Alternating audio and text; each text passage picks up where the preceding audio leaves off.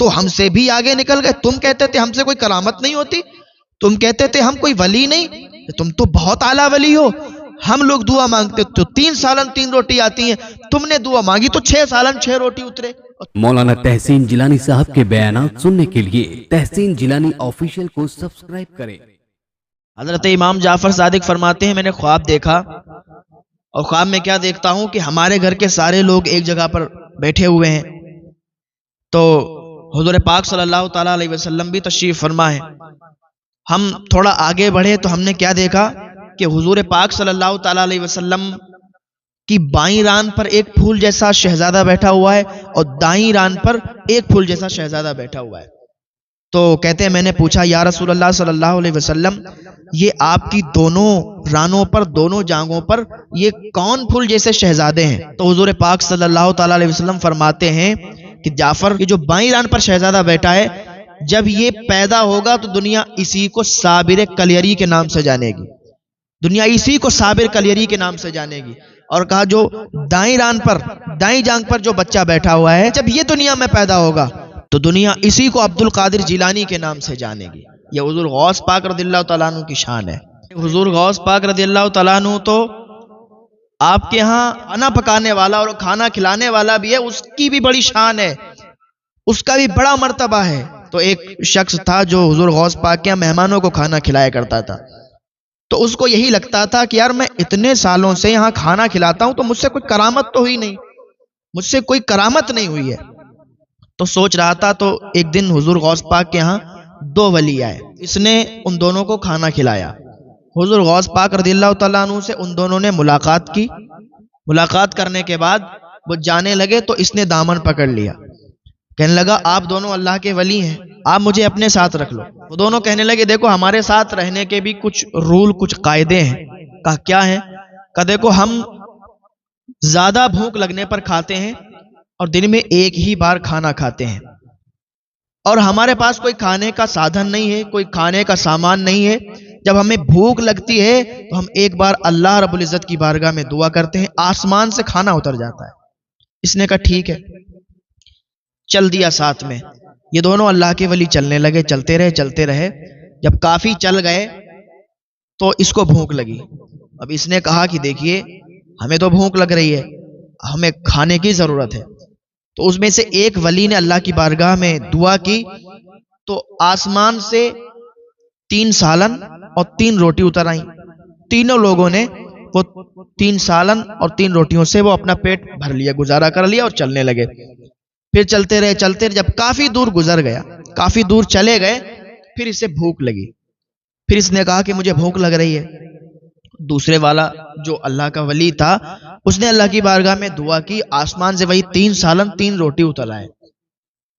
ان تینوں نے کھانا کھا لیا اور پھر چلنے لگے. اب چلتے رہے, جب کافی چلے گئے اور تقریباً جب 1-2 دن گزر گئے, کیونکہ ایک دن پہلے والے نے, دوسرے والے نے, اب جب تیسرا دن ہوا تو اسے بھوک لگی, کیونکہ جب ایک ٹائم کوئی کھانا کھائے گا تو پھر اسے بھوک تو ظاہر سی بات ہے کہ پھر چلے گا تو بھوک لگے گی. اسے بھوک لگی. اب تو یہ حضور غوث پاک کے در پہ تھا, حضور غوث پاک کے ہاں لنگر کھلایا کرتا تھا, جب بھوک لگتی تو کھا لیا کرتا تھا. لیکن اب کیا ہے, اب ان دونوں ولیوں کے ساتھ ہے, تو اسے جب بھوک لگی تو کہا بھوک لگی ہے. ان دونوں نے اسے ڈانٹا, کا کتنا کھاتا ہے, ایک بار تو نے کہا تجھے کھانا دے دیا, دوسری بار تو نے کہا تجھے کھانا دے دیا گیا. اب ہم لوگوں کا رول اور قاعدہ بھی کچھ ہوتا ہے, ایک بار انہوں نے دعا کی تب کھانا آیا, ایک بار میں نے دعا کی تب کھانا آیا. اب تمہاری باری ہے, اب تم دعا کرو گے, کھانا آ گیا تو کھا لینا, اور نہیں آیا مر جانا. ہم لوگ اب دعا نہیں کریں گے اور ہم لوگ کھانا نہیں منگائیں گے.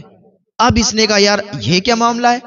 اب تو حضور غوث پاک کی یاد آ گئی, حضور غوث پاک کا در یاد آ گیا کہ یار وہاں تو ہم خود کھانا کھلاتے تھے, جو بھی آتا تھا کھانا کھلاتے تھے, جو بھی آتا تھا اس کو ہم کھانا کھلاتے تھے, ہمیں بھوک لگتی تھی تو ہم کھاتے تھے. لیکن یہاں تو معاملہ کچھ الگ ہو گیا. اب اسے یاد آنے لگی حضور غوث پاک کا در چھوڑنا نہیں چاہیے تھا. نے کہا اب کیا کریں تو کیا کریں. اللہ کی بارگاہ میں ہاتھ اٹھا دیے, ہاتھ اٹھائے, ابھی دعا پوری نہیں ہو پائی تھی کہ جو 2 ولی ساتھ میں, تو کیا دیکھتے ہیں کہ ان دونوں ولیوں نے جب دعا مانگی تو 3 سالن 3 روٹی آئیں, لیکن جب اس نے دعا مانگی تو 6 سالن اور 6 روٹی آئیں. ان لوگوں نے دعا مانگی تھی 3 سالن 3 روٹی اتر رہے تھے، لیکن جب اس نے دعا مانگی تو 6 سالن اور 6 روٹی اتری. اب اس نے جب دیکھا کہ ارے ہم سے کرامت ہو گئی، 6 سالن اور 6 روٹی اتر آئیں. اب یہ جو 2 اللہ کے ولی ساتھ میں تھے یہ بھی بالکل حیران رہ گئے کہ ارے بھائی تم تو ہم سے بھی آگے نکل گئے. تم کہتے تھے ہم سے کوئی کرامت نہیں ہوتی، تم کہتے تھے ہم کوئی ولی نہیں، تم تو بہت اعلیٰ ولی ہو. ہم لوگ دعا مانگتے تو 3 سالن 3 روٹی آتی ہیں، تم نے دعا مانگی تو 6 سالن 6 روٹی اترے، اور تم کہتے ہو کہ تم ولی نہیں. معاملہ کیا ہے؟ کہا مجھے یہ بتائیے آپ لوگ جب اللہ کی بارگاہ میں دعا کرتے ہیں تو کیسے مانگتے ہیں جو تمہارے لیے 3 سالن 3 روٹی اترتی ہے؟ کہا ہم جو دعا کرتے ہیں ہم حضور غوث پاک رضی اللہ تعالیٰ عنہ کے در پہ جو کھانا کھلانے والا ہے، جو ان کا غلام ہے، ہم اس کے صدقے سے اللہ تعالیٰ سے دعا کرتے ہیں تب کھانا اترتا ہے. ہم حضور غوث پاک کے اس کھانا کھلانے والے غلام کے صدقے سے کھانا مانگتے ہیں تب آسمان سے کھانا اترتا ہے. تو وہ دونوں اللہ کے ولی کہنے لگے کہ تم نے کیا مانگا، تم نے کس طریقے سے دعا کی؟ کہا ہم نے حضور غوث پاک کا نام لے کے دعا کی. تمہیں معلوم ہے وہ جو کھانا کھلانے والا ہے وہ کون ہے؟ کہا کون ہے؟ کہا وہ جو کھانا کھلانے والا ہے جس کے صدقے سے آسمان سے کھانا اترتا ہے وہ کوئی اور نہیں بلکہ میں ہی تو ہوں، میں تمہارے ساتھ ہوں. میرے صدقے سے تم 3 سالن 3 روٹی اترواتے.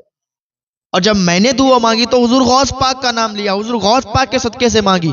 مجھے یہ لگتا تھا مجھ سے کوئی کرامت نہیں ہوتی ہے، لیکن آج مجھے معلوم چلا کہ حضور غوث پاک کی شان کیا ہے، حضور غوث پاک کا مرتبہ کیا ہے.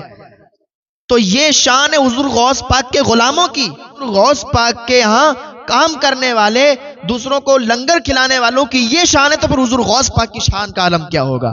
یہ شان خدمتگاروں کی سرکار کا عالم کیا ہوگا؟